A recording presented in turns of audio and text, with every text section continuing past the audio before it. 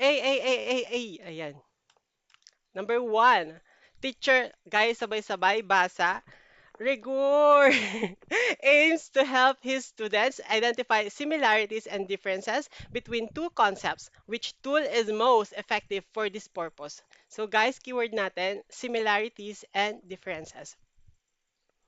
Ang sagot, ayan. Very good guys. Ang sagot po ay Venn diagram. Ayan. Kapag compare and contrast guys, Venn diagram. Naka-design po 'yan. Pag nabasa niyo yung ano, yung compare and contrast. Ayan, yun, yan po yun. Ganito po yung itsura nyo. Ayan, yung ano, yung sweets diagram. Yan po yung diagram. So, dito, pinag-compare niya yung sugar candy at saka yung chocolate.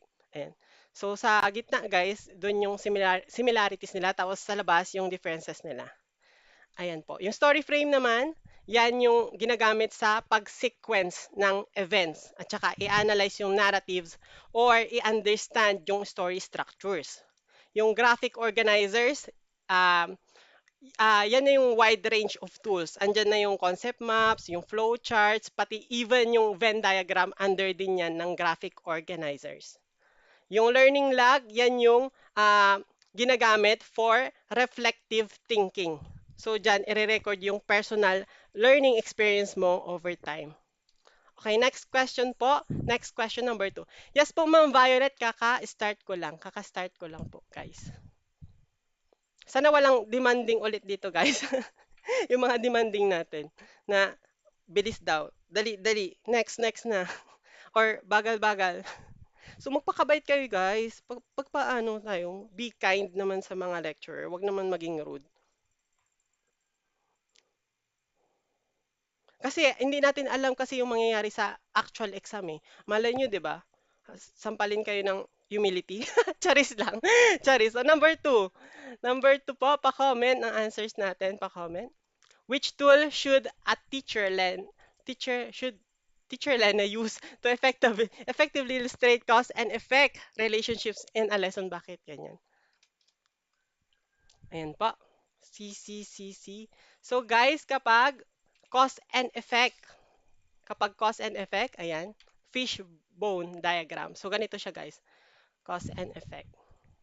Ayan po. Yung histogram lumalabas din yan. Yan yung type ng bar graph na ginagamit to display the distribution of numerical data. Okay? Kapag gusto mong i-analyze yung patterns or yung trends. Yung KWL technique naman, yan yung know, want to know, at saka learn. Yan yung reflective learning strategy to help students activate their prior knowledge at saka i-track yung learning progress.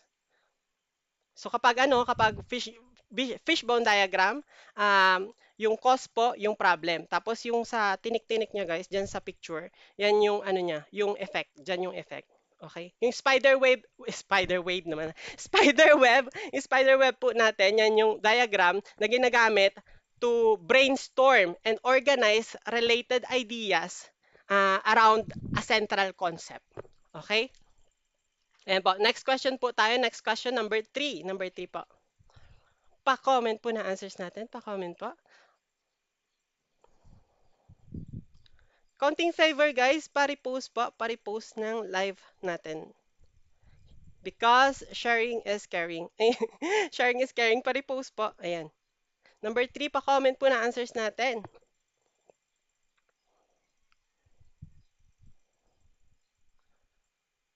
Sure na ba kayo sa answer natin? Sure na ba kayo sa answer nyo, guys? C, D, C. It's either C or D. So, dito maraming nalito. Maraming nalito. Pwede pa kayo mag-change ng answer nyo, guys. Pwede pa kayo mag-change ng answer. Ayan. Sabi dito, the guys, tool. Tool, okay, tool. Which is the most essential and effective tool in the classroom for facilitating learning. Ang lumalabas din doon minsan guys yung device, okay? Most essential and effective device.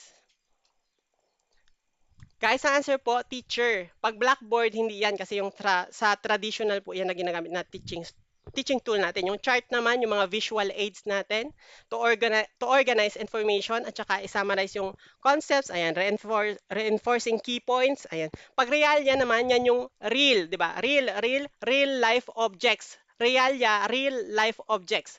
So, nakaka-enhance yan, nakaka-enhance yan ng experiential learning. Kasi ano, may ano concrete kasi siya, 'di ba? Tangible talaga siya. And of course, relatable kapag realia. Pero dito ang answer po teacher, guys. Kasi yung teacher is the most critical and versatile device in the classroom. So sila siyempre yung nagga-guide ng instruction, 'di ba? Nag-a-adapt ng students' needs. So walang students kung walang teacher, guys. Ayan po. Ayan, si teacher. So guys, kayo na ba to? Pagod na ba? Kaya pa ba? Okay, next question po tayo. Next question po, number 4. Number 4.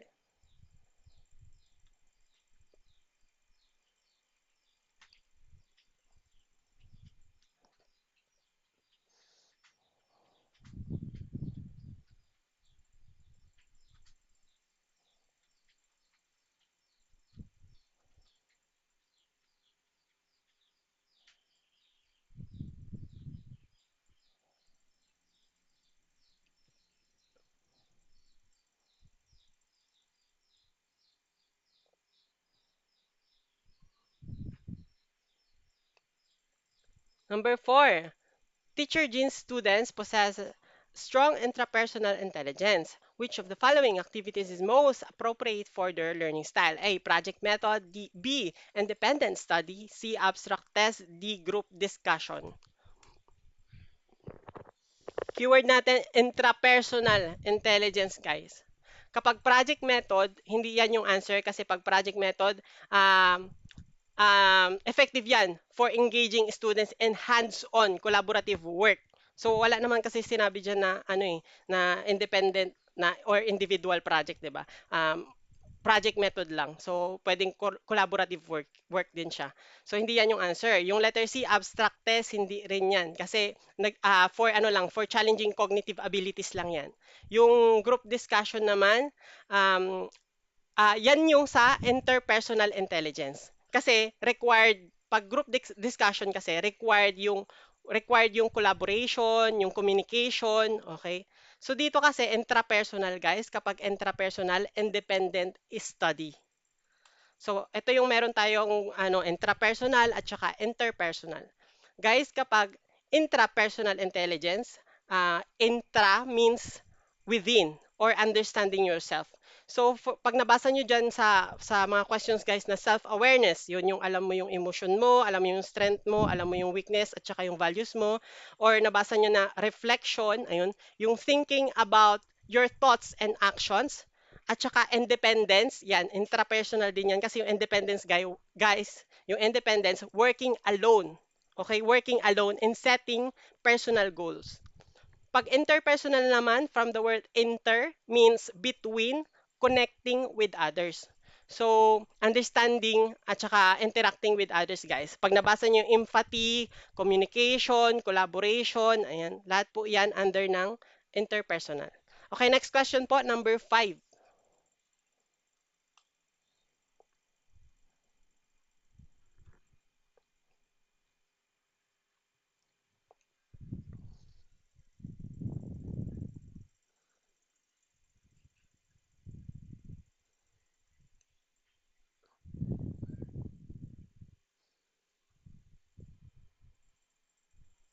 Thank you po Ma'am Shaina Fabillar sa roses and Ma'am Dri sa ice cream cone. And maraming maraming salamat po.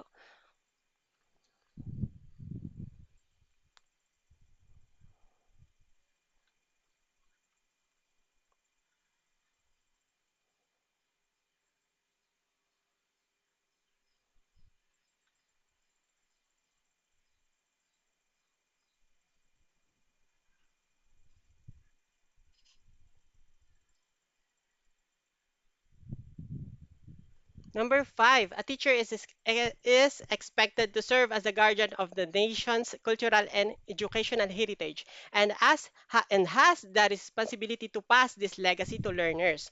Which action best fulfills this role?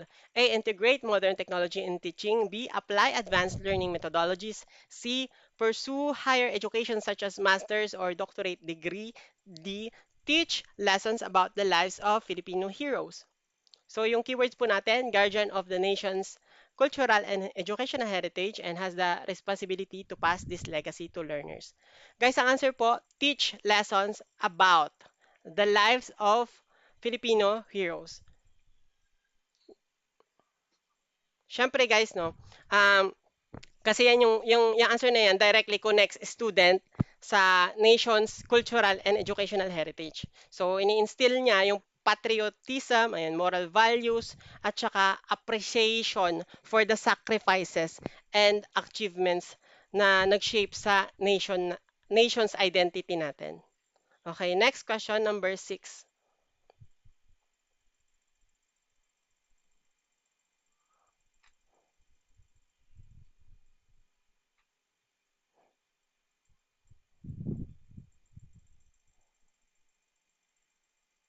Thank you po, Ma'am Grace Rose. Ayan, maraming maraming salamat po.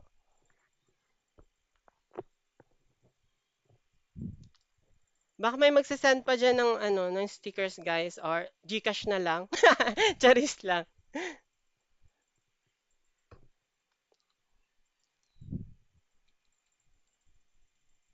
C, D, D, D, C, D, C, D. So nagkakaiba ang sagot nila dito sa number 6. Bakit kaya?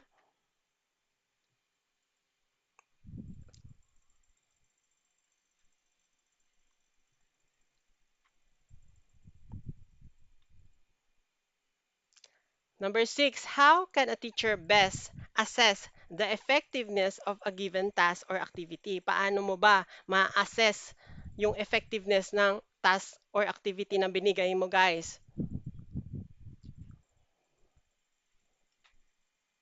Letter A, mali yan. Yung by evaluating the quantity and quality of reference material used. Kasi hindi niya directly measure yung effectiveness of the task, guys. Answer talaga dito, letter D, guys. Ba't nag-iba? Wait lang. Hindi na kompleto yung ano dito, guys. Yung slide natin, ano ba yan? Letter D. Okay? Letter B. D po, by examining the outcomes of the students' independent work. Kasi yan yung pinaka-reliable way to determine yung task effectiveness. Kasi titignan mo talaga yung outputs or yung outcomes ng student talaga, yung pinakita niya guys. So yung pwede yung skill na na-demonstrate niya, yung knowledge na na-apply niya, pwede din yun guys. So yan, always go back sa objectives natin guys. So yan ang answer po, letter D. Okay, next question po, number 7. Good afternoon po, Ma'am Joe.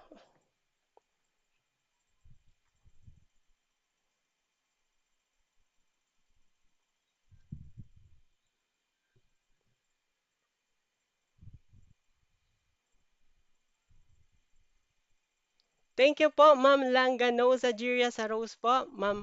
Sir, ay Ma'am, Amben Lau, Amben Lau. Thank you po sa Roses. Ma'am Tintin, thank you po.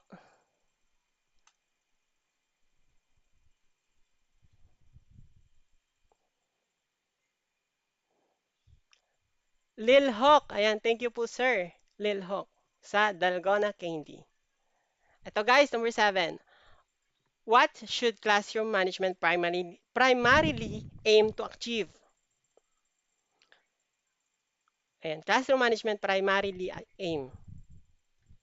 A. Eliminate distractions in the physical environment. B. Establish conditions that foster effective teaching and learning. C. Ensure students consistently follow classroom rules. D. Teach students the importance of boundaries and limitations. Guys, ang answer po, ay ano ba yan? Ang answer po natin, letter B, establish conditions that foster effective teaching and learning. Kasi yan yung core. Yan yung pinaka-purpose of classroom management, guys. So, yung pag-create ng positive organized at saka supportive environment. So, yan yung diyan natin madi-deliver yung lessons natin effectively at saka makapag-focus yung students natin. Makapag-participate sila, ayan, ma-achieve nila yung learning goals. Okay? Okay, next question po, number 8.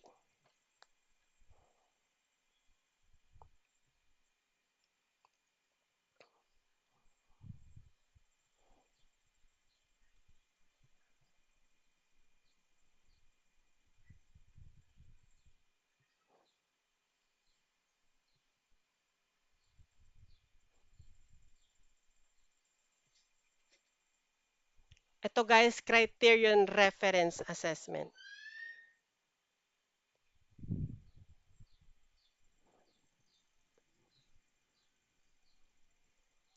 Ang board exam natin guys sa LET, both criterion at saka norm reference siya.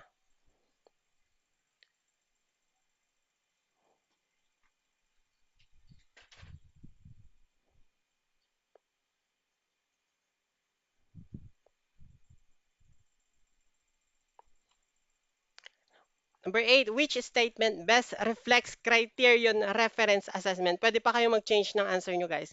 A, he achieved the highest score in the class.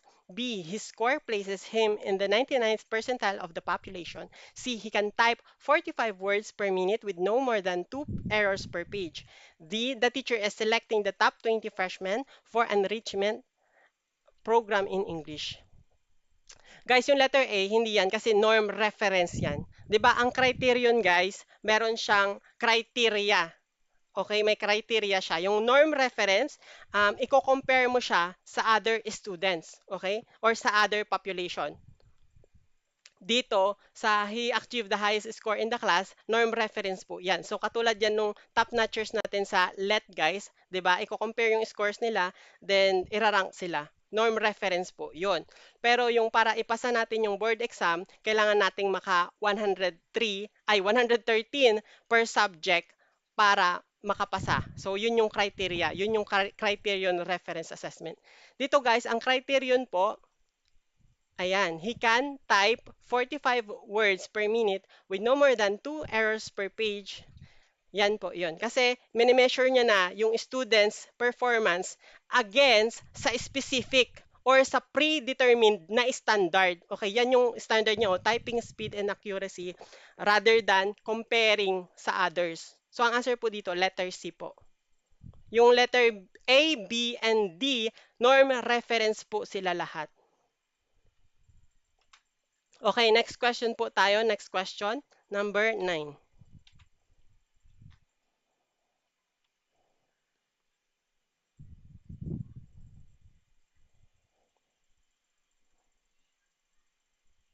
Ay, bakit may keywords na ako agad?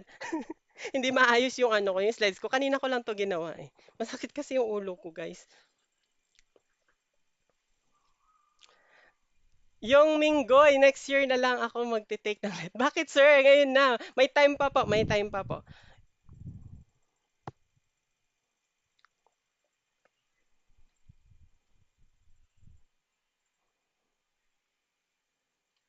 So, ito guys, ito yung lumabas last September. Last September 2024. Ito yung lumabas, guys.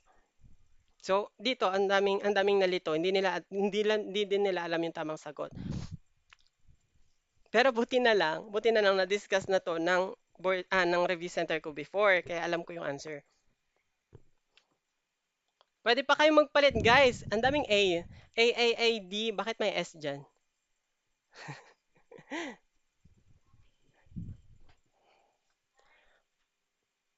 Ang dami ding B. So, yung mga A nagpalit ng B.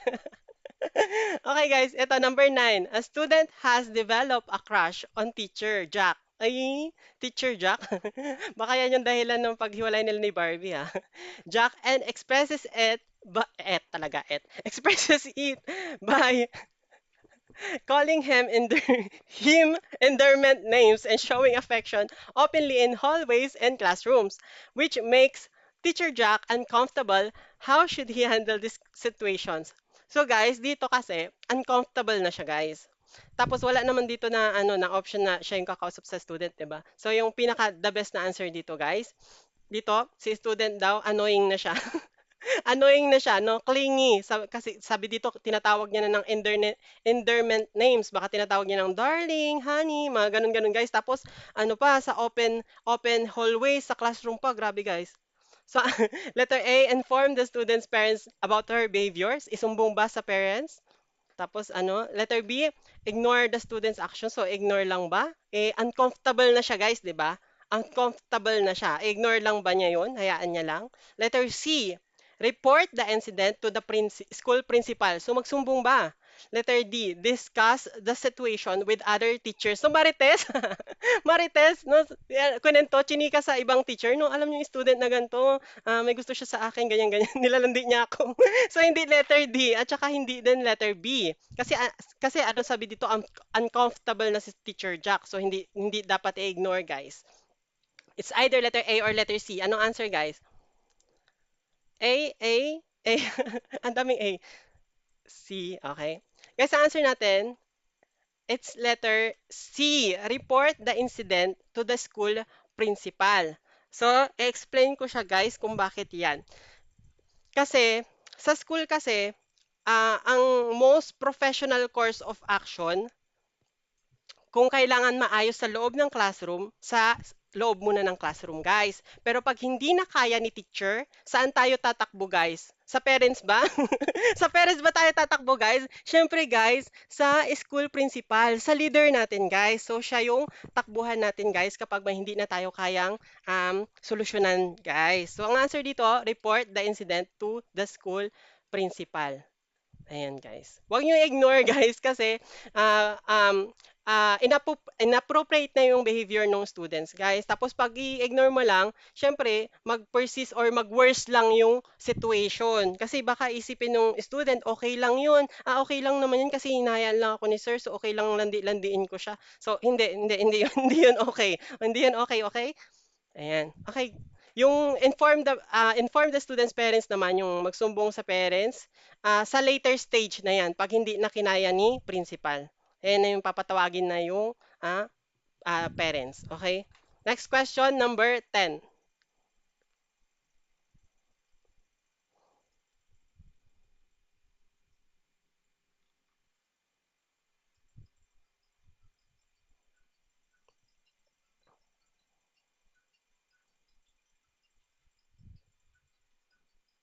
Pa-comment na answers natin, ay, pa-comment ng scores natin mamaya, guys, ha? After nito. Last question natin, number 10.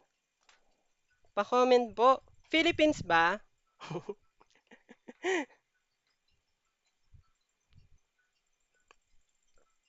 ACD. ACD. Walang sumasagot ng B.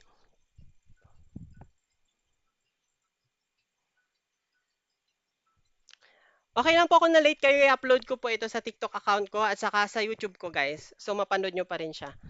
Number 10, based on the Global Teacher Status Index 2018, which country is ranked highest for teacher respect, guys? Ay, highest for teacher respect, it's letter A, China, napindot ko. China, guys. So, si Philippines, Singapore, New Zealand, hindi po sila kasi hindi pa sila naangkin ni China. So, ang sagot natin dito, si China po. So, ito ang resibo natin, guys. Wait lang. Ayan, ito yung resibo. So, nakikita nyo, mabasa nyo ba? Sobrang liit. Pero ayan yung ano, top 30 yata ito. China yung una, yung pangalawa, Malaysia, pangatlo, Thailand, pang-apat, Russia, pang-lima, Indonesia. Yung iba, i-search nyo na lang dyan sa internet nyo. Okay, so wala dyan yung Pilipinas, guys. Hindi siya nakasama dyan. Okay po. So, pa-comment ng score natin. Pa-comment ng scores. Ilan yung nakuha nyo, guys? Out of 10, ilan? 7, 10. Wow, perfect. 6, 7, 8. Ayan, ang gagaling, guys. Ang gagaling. So, ready na talaga. Ready na. Okay po, so i-follow nyo lang ako sa TikTok. Dito sa TikTok pala. And then sa Facebook, may Facebook page din ako. Just search Sage LPT. Ayan, Sage LPT. Meron din akong YouTube. Ayan, YouTube. Ayan. Sage LPT din. Search nyo lang yan, lalabas na yan agad, guys. So, thank you for spending your time with me. Maraming salamat po. So, bye-bye and God bless. Sana maraming mag-top notchers dito sa mga viewers na to. So, ayan, dadasalan ko na kayo, guys. Arararara. Okay. Abracadabra. Okay. Bye! God bless. Welcome po. Welcome.